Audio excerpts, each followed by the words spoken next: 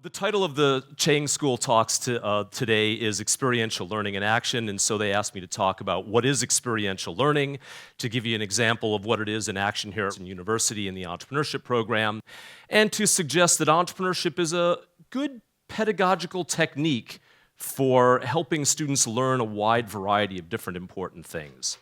When I first became a professor about 10 years ago, my friends all asked me, "Can you teach entrepreneurship?" I thought, oh, I hope so. I'm an entrepreneurship professor. Can you teach entrepreneurship? And I thought, well, if that's tough, how about all of the underlying subdomains of entrepreneurship? So, for example, can you teach students how to be curious and interested? Can you teach them how to be proactive and in charge of their own lives? Can you teach them to be creative or resourceful and get things done, or to work in teams and be persuasive and negotiate and have grit and perseverance and resiliency and deep empathetic understanding of customer needs and problems and things like that?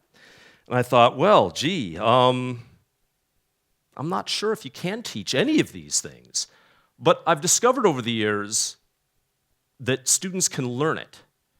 And this is one of the biggest paradigm shifts in the educational field, is this shift from teaching to learning, or from teacher-centric teaching to student-centric learning.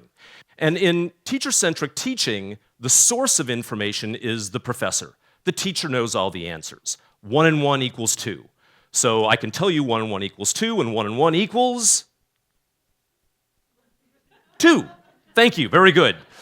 She gets a C-. I had to help her a little bit. Students don't have to figure it out on their own. You can just tell them what the answers are. And the best way is sometimes to tell students, shut up and listen, and I'm going to tell you what the answer is. In student-centric learning, however, the students have to discover what the answer is. So an example is, one of my students is starting up a new women's clothing line, and she wants to know, what's the price of a pair of women's shoes? Well, I don't know. I've never run a women's clothing company. I've never bought women's shoes. Why would you ask me what the price of women's shoes are? I don't know. Go out. The answer's out there somewhere, but I don't have the answer inside my head. Big change in philosophy. In teacher-centric teaching, the appropriate pedagogical technique is often lecture. I know what the answer is. I just tell you everything. You just kind of regurgitate it back. In student-centric learning, students have to do experiential education or simulation or games or some other pedagogical technique to figure things out. On teacher-centric teaching, the appropriate assessment methodology is often tests, exams, quizzes, multiple choice, stuff like that. In student-centric learning, students have to demonstrate proficiency at the thing that we're trying to ensure that they're learning. Teaching's good for theory, learning's good for practice. We often call teaching the sage on the stage. Kind of ironic today, huh? In student-centric learning, professors are referred to as the guide from the side. So what does the professor do in this situation then? Well, the professor has to design what the learning outcomes are, what the assignment should be, and then crafts what the learning environment might be to help make that happen, and then provides that guide from the side or supports coaches and advises students. So there's 3 primary types of learning outcomes. There's the head, knowledge, and teacher-centric teaching is pretty good for this kind of thing. It's in my head anyway. I just have to get it out of my head and into your head. But there's also the hand, or skills. And this is much more difficult. Very often you can't do this. You can't just read a book about this. You have to get out there and do it and practice it. And of course there's the heart, or attitudes. Now you'll notice that for pretty much everything on that first slide that I showed you, those weren't knowledge outcomes. Those were skills, competencies, and attitudes. And so the teacher designs the learning environment around these things. So learning is enhanced when students care about what they're doing. It's enhanced when the experience themselves is deeply tied to something the students value. It is improved when the experience is situated within the student's social environment, also known as situated learning. And if there's peer support and peer learning, that helps it. And an emotional connection to the subject matter makes a huge difference. And emotional connections really deepen the neurological cognitive scaffolding, both positive and negative things. So there's several different types of experiential learning pedagogies, or learning by doing pedagogies. These include things where we send students outside of the classroom, we send them away for a semester. Go get a job somewhere as an intern, or go do a co-op semester someplace else, or go volunteer your time helping some people. Inside classroom type of experiential learning pedagogies tend to be things like interviews, field trips, simulation games, consulting projects, things like that. And what I'd like to suggest today is that entrepreneurship is an interesting pedagogical technique as well. So experiential learning in action, here's how we teach entrepreneurship here at Ryerson University. We're the largest entrepreneurship program in Canada. We've got about 15 entrepreneurship professors. We have 10 different incubators here on campus. The largest is the Digital Media Zone, but we've got 9 other ones on campus. We start up about 500 new businesses a year here at Ryerson University. And the entrepreneurship department promises our students that we'll give them a deeply experiential and transformative learning experience that will imbue them with this philosophy of entrepreneurship and passion and action orientation that they can apply to 4 different domains. They can apply this to their own lives, to their jobs, to their communities, and maybe their own ventures as well, and we ignite their passions. What this really means is that entrepreneurship is looking at the world not as it is, but as it could be, or as it ought to be. And that's not just a new service or a product, but it could be maybe a new political cause, or a specific thing that students believe in. And to know that you can make it happen. You don't need your professor to make it happen, or your parents, or the government, or something like that, that you're in charge of your own life, that you can bring about this positive change, and you can take proactive action to make this happen. And so really, entrepreneurship isn't just about starting up a business. This is something more fundamental to the human experience. This is something fundamental to what it means to be a human being. The ability to envision a positive future, that eventually the snow is going to end, the winter is going to end, spring is going to come, and in the fall you can harvest seeds because it's going to get warm again, and you can bring about this positive future. So it's not just a business discipline, but it's really a way of seeing, thinking, and acting. And you can apply this, as I mentioned, to 4 specific domains. And we have assignments in each of these 4 domains in the department. So it could be to start up a new business or a venture. It could be being entrepreneurial within a company. That's called entrepreneurship. It could be social entrepreneurship. We call this change making. Or it could be seeing the opportunity to become a better human being. And you could be entrepreneurial in your own life for personal development and to become empowered. So really, entrepreneurship, this philosophy that we're trying to imbue in our students, is the most creative, freedom-loving, empowering force in the world. And we want to motivate our students with this philosophy. Of course, we've articulated our learning outcomes like every faculty would do. We have your standard knowledge-based learning outcomes, management tools like finance and HR, and these tend to be teaching specific type of courses. We teach entrepreneurship theory and entrepreneurial process tools, and we use all these textbooks here that I list. But all of the things on that first slide I showed you were skill-based or attitudinal-based learning outcomes that we're trying to achieve as well, too. And so we have specific assignments in each one of these learning outcomes that students have to demonstrate and give us on an actual document that we retain for accreditation purposes. And AACSB or EQUIS come in every year and they look at all of these, they audit us. You say students are going to learn these things, provide us demonstration of proficiency at each of these specific skills. You'll notice these aren't just entrepreneurial skills, though. Like who wouldn't want these? These are the skills you need for jobs in the new millennium. Engineers need these skills. Journalists need these skills. Everybody needs these skills. This kind of almost has nothing to do with entrepreneurship. We also measure attitudinal learning outcomes as well. Specifically, we want students to be in charge of their own lives. That their hands are on the steering wheel of their lives. They've got a high internal locus of control. They believe in themselves Other people won't believe in them if they don't believe in themselves, and they've got grit, tenacity, and resiliency and things like that. We also measure what's called self-efficacy. Self-efficacy is basically for each of these skill learning outcomes, not only do we measure it as professors, but we also ask the students, how do you think you're doing? Do you think you're becoming good at these skills? And so students say, yeah, I'm not sure what my grades say, but here's what I think about my own self-efficacy. Now, there's a problem with measuring attitudes, however. The problem with measuring attitudes is the problem of overconfidence. Students may think they're amazing even when they're not so amazing. And so we can't just puff our students up full of hot air and say, oh, you're my special little snowflake. Yes, you are. You're all wonderful. You're the most valuable player. Yep, you didn't even show up for the team. You didn't take your hands out of your pocket, but you're the most valuable player. We can't just pump our students up full of hot air and then send them off to fail in the world. So they have to have reality-based self-esteem. And we want to make sure that their belief in themselves is in harmony with what their peers and their professors think as well, too. So not only do students rate their own capabilities, but peers rate each other as well, too. Okay, so here's what our entrepreneurship program looks like. I've mentioned it's a big program. In the first 2 years, they have mostly core courses, marketing, finance, accounting, stuff like that. We get them primarily third, fourth semester. I teach this top line here, the experiential core stream.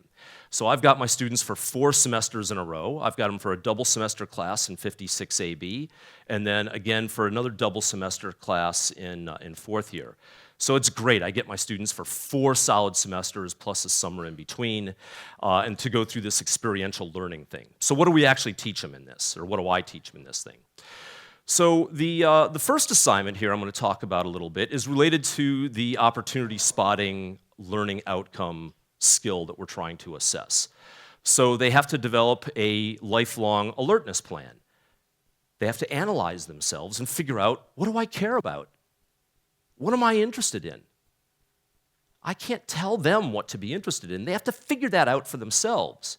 And then I can't tell them what to become an expert in. They have to go out and achieve some level of domain expertise on their own. And they have to do that outside of class and get involved in their local ecosystem through events. An example would be, for example, if you're trying to come up with a new business opportunity in the haircutting industry. Like, if you don't know how to cut hair, you're not going to be a good entrepreneur in the haircutting space. You have to know something about cutting hair. You have to know something about the problems that haircutting salons have in order to come up with a new product or service. So that's an example of a domain area of expertise. That yes, we're teaching students how to start up a business potentially, but not any particular business. They have to figure out what they're interested in. And then develop a portfolio of opportunities that are interesting things to them to work on. And again, as the professor, I can't tell them what to be interested in. They have to figure that out for themselves, and they have to come up with a deep, rich portfolio of interesting things that they can work on and develop some experience in finding and analyzing opportunities and ideas and problems and solutions and things like that.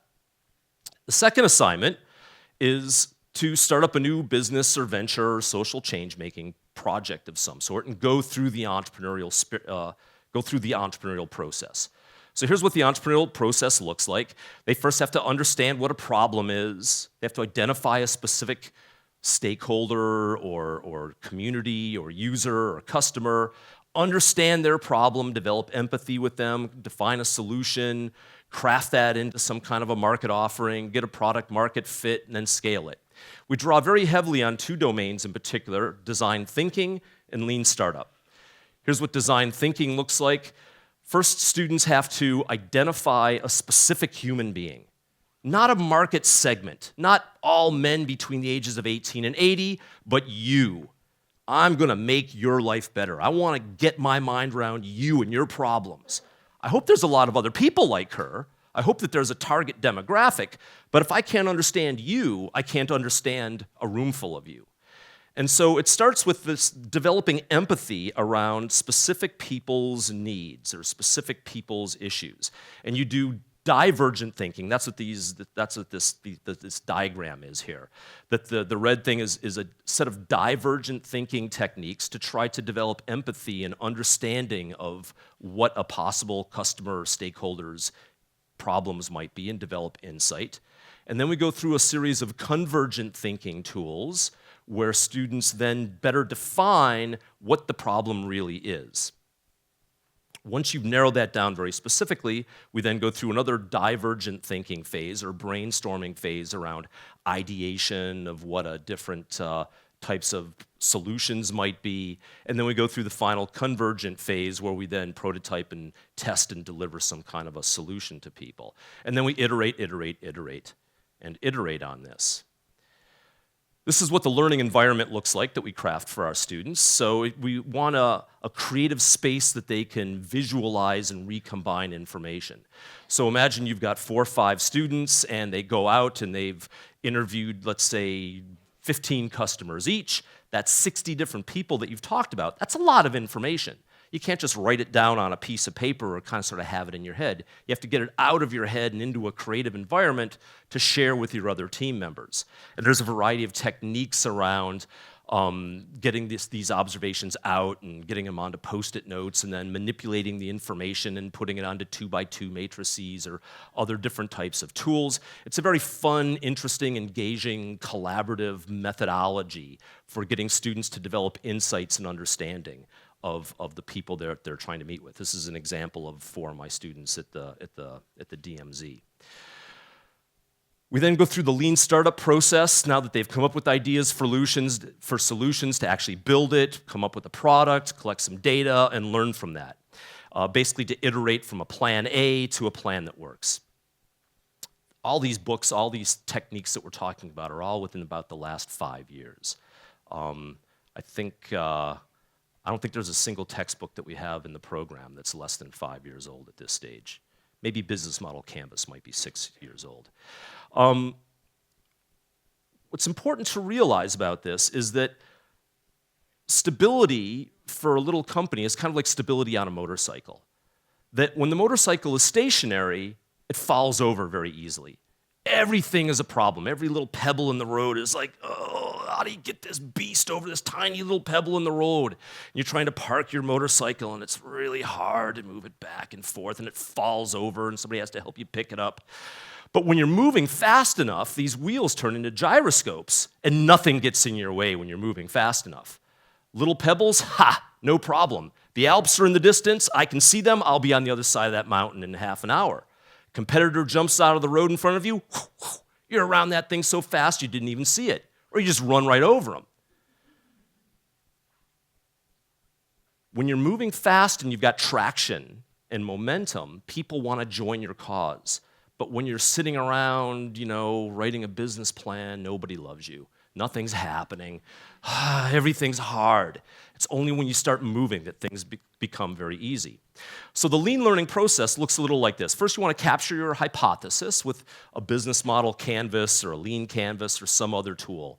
Basically, it's a business plan on one page. How are you going to make money? Who are your stakeholders? Who are the decision makers? What are your channels? What are your costs? Who are your partners? Things like that.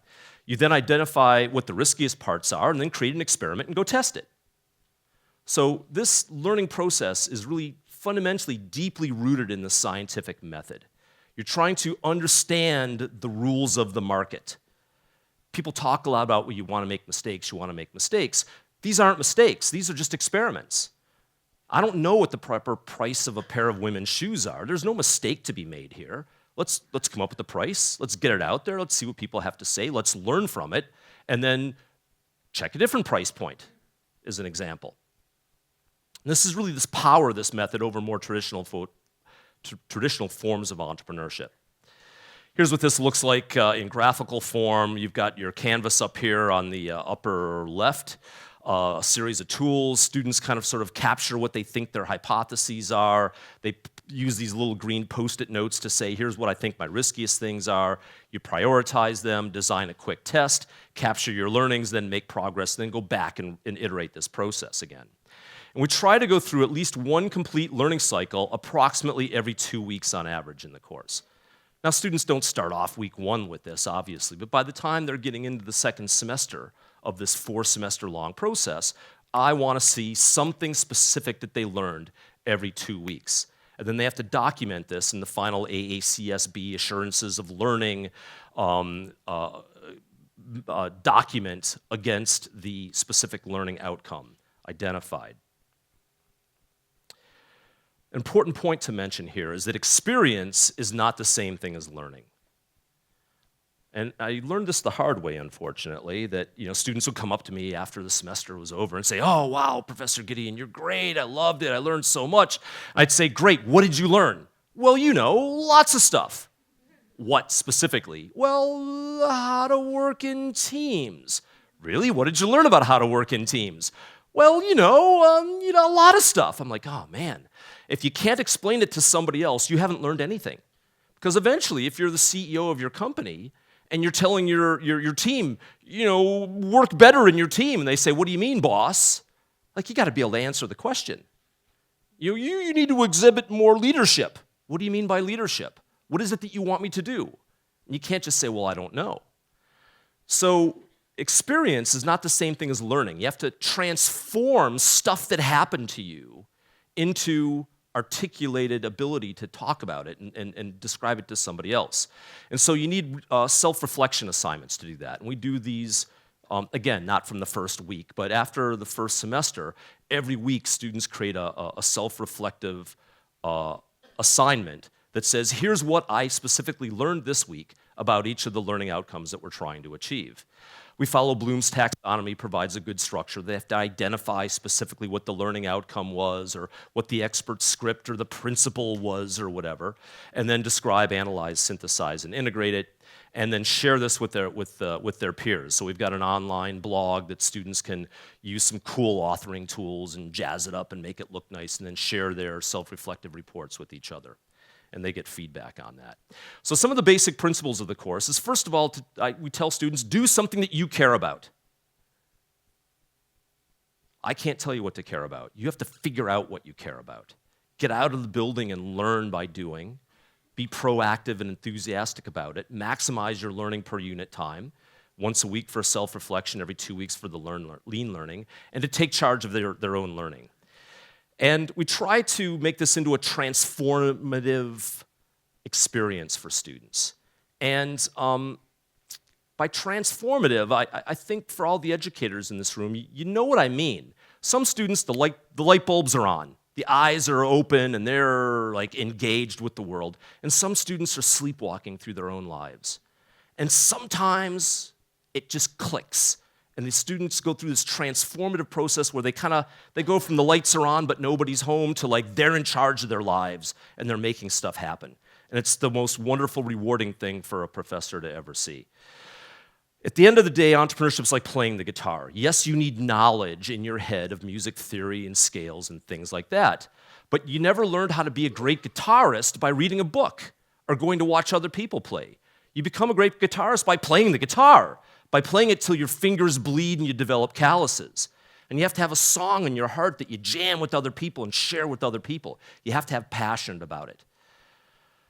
So I'd like to respectfully suggest that entrepreneurship just might be a cool pedagogy to learn all of these interesting things. And I've been working for the last couple of years with the Straschek Center in Munich, where we have 26 different professors in 13 of the 14 major faculties that teach about 30 different courses a year on entrepreneurship. But these are mostly engineers, and unemployment rate in Munich is almost zero. So none of these engineers want their students to start up new businesses. They don't care about new businesses. What they care about is they want their engineers to be curious and proactive and resourceful and grit and things like that. So they use entrepreneurship not because they care about the subject matter, but almost entirely as a pedagogical technique. So hopefully what I've shared with you today a little bit is about what experiential learning is, what we do here at Ryerson University, and maybe inspired you to use some of these techniques in your own experiential learning pedagogies. Thank you very much.